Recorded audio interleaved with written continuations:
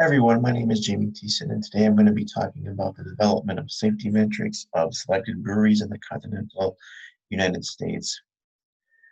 So, to give kind of a picture as to what we're looking for here, we examined about 40 breweries across three provinces and seven different states. And for the participating breweries, these are some of the safety issues that we decided that we were going to be looking at. So we have our overall safety equation here denoted by S, and we have the different variables here. We have seven of them. T is for trips from water on the floor due to drainage. R is for safety issues related to railings and stairs. H is for generic housekeeping. CS is for confined entry signs. ER is for ergonomics.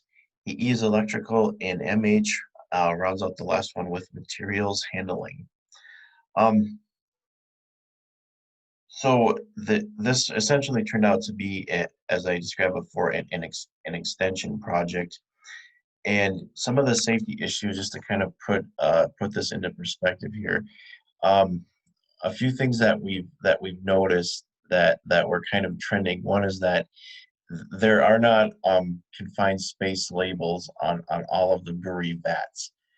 There's a discussion as to whether or not how necessary that is practically because um, workers are presumably, if they have even common sense training, know that they're not supposed to go into the vats unless it's for cleaning. So that tends to be more of a procedural issue. Additionally, there's also a lot of we see a lot of water that's on the floors in breweries. This is a common problem. Similar to what we've seen in the greenhouses, they really don't take the time to mop that up. Where that becomes more of a problem is if you have customers coming in who are taking tours of the brewery, and that becomes a slip trip fall for them, as well as for the workers. Um, Additionally, breweries are often housed in sometimes older buildings, and one of the issues that we see here has to do with shelving. There's a lot of heavy objects that are stored on on shelves without really any sort of guardrails, um, and so these heavy objects they do create a struck by hazard, particularly if someone were to bump into one of these shelves with a cart or a forklift. You can see it on both sides here. So there are storage issues here, particularly when you have overhang. That's also an issue.